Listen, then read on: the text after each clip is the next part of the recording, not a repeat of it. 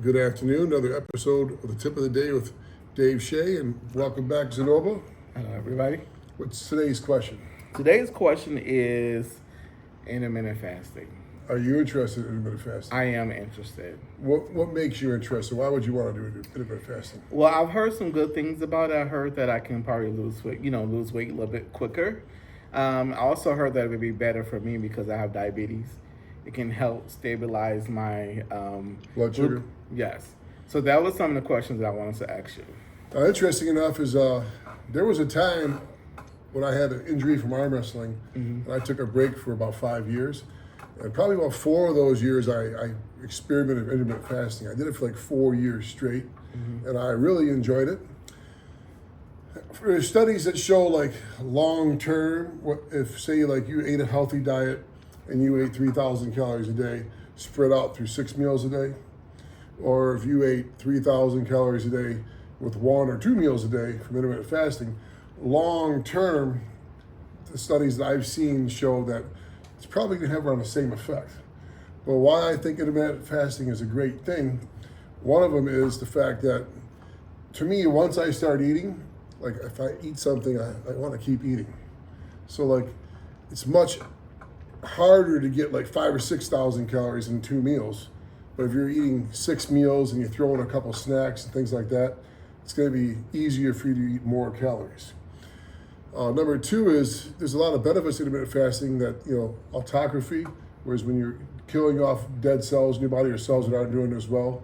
So when you go 16 hours or more without eating, that starts to take place. So it helps for like anti-aging aspect. And another thing, I've seen studies too that, we're not trying to starve you, but like longevity studies, people who live longer lives consume less calories. Like I eat a lot of calories, so I'm still eating like 5,000, 6,000 calories a day, maintaining my body weight of 250 pounds. But as far as a longevity standpoint, that's not the greatest idea, eating 5,000 or 6,000 calories a day. Like constricting your calories down to 1,000 or 1,500 would be way better for longevity. I mean, you're a real big dude and you've been eating a lot of calories. There's no reason for you to go down that low. But another thing about intermittent fasting is, this sounds so strange, it contradicts what a lot of people say, is when you, like all through our life, I'm sure you're not as old as me, but you're in your 40s, 44. Correct. I'll be 50 in July, but I don't know about you, but all through my childhood, everybody, even my parents or everybody, in school teachers, make sure you get your breakfast, right? That's correct. So they think that breakfast is going to like make you have more energy throughout the day, which is not really always true. That kind of breakfast being the most important thing of the day was funded by like cereal companies. So like they want you to eat breakfast, of course, because it's for cereal. But from my experience in intermittent fasting and for other people I know, like when I'm not eating, I have the most energy. If you think about it, humans weren't meant to eat every 2 hours. We were meant to hunt, look for our food, graze on some things, and our bodies are capable of going days without food. We need water, of course, all the time, but we can go days without food. But if you're starving and you were back in the old days, you think you'd want to go take a nap?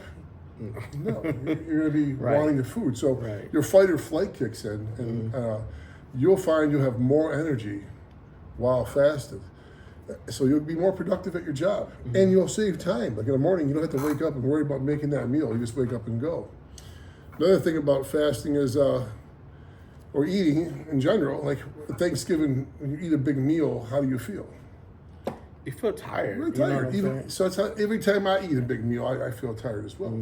And no offense to you, but I used to watch some of the things you would eat in the morning.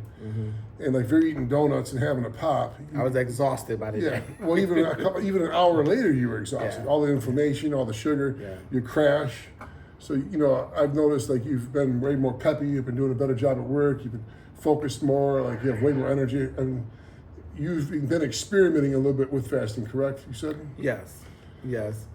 What I've been doing is basically from about 1 o'clock, 2 o'clock, well, it was 12 to about 1, I will have my first meal. So that would be something that would be like some rice, some chicken, have some protein, some carbs.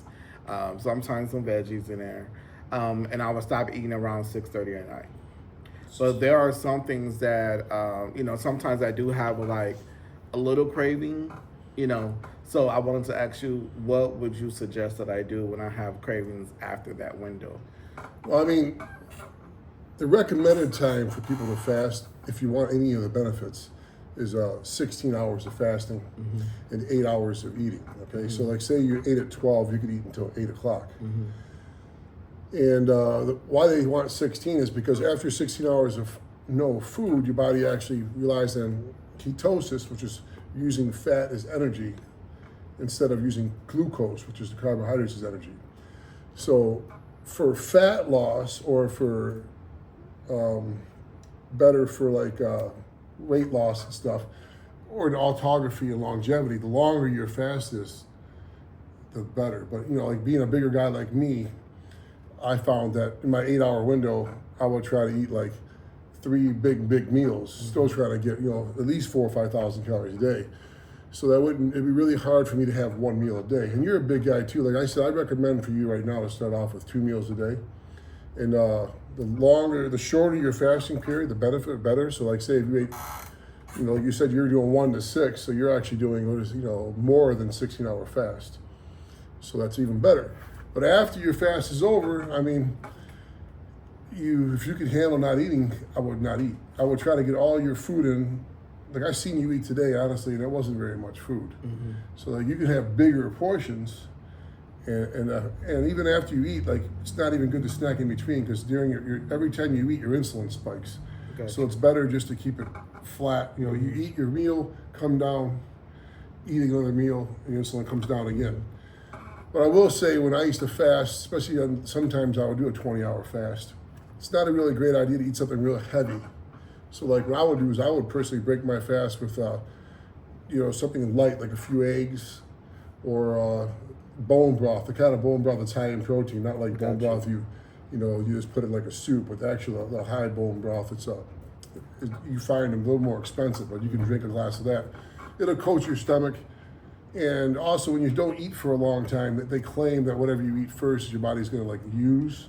So you don't want to definitely break your fast with junk food. Which I'm very impressed. I haven't seen you eat any junk food. No. I'm not with you at home, but when I'm with you at work, I've never seen you eat junk food since you started doing this diet that you're on. Correct. So I would just try to not have snacks. And then during your fast, it's very important to know that you can't have calories. And a lot of people who like to curb their appetite when they fast have some caffeine. So it's okay to have some matcha green tea or some black coffee, but you can't add cream and sugar to your coffee because that would break your fast. Gotcha. So caffeine curbs your appetite, actually stimulates fat loss too. So as long as it's not affecting your blood pressure, I mean, if you can handle black coffee or some matcha green tea, I like the matcha because it's so easy to make. Buy some powder, you put it in a little cup, you stir it up and drink it, and then now you got some caffeine. I can't handle a lot of caffeine, so coffee really gets me super hyper. Gotcha. And I can feel jittery. So I like the matcha because it's less caffeine and it just feels good and I focus better and it has a lot of benefits. So full of antioxidants and stuff too. Okay. Just like coffee is full of antioxidants. It's crazy to me how some people allow their kids to have pop, which has caffeine in it. Right. And it's okay for them. It's a sugar addiction, but they're anti-coffee. Because coffee is, for some people, the healthiest thing they even consume. And I'm not a coffee guy. I don't drink coffee because I said too much caffeine, but it's full of antioxidants and health benefits to coffee. So why would you push your kid to be drinking a sugary pop? You're better off drinking some coffee. But I don't think a lot of kids are going to like black coffee anyways, but it's not bad for you is my point. Coffee's not bad for you. Any other questions about fasting? Yes.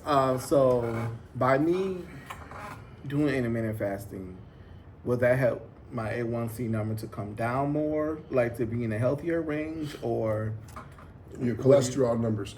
So I can't say because I've never looked up studies on that, but I know that you're eating so much better.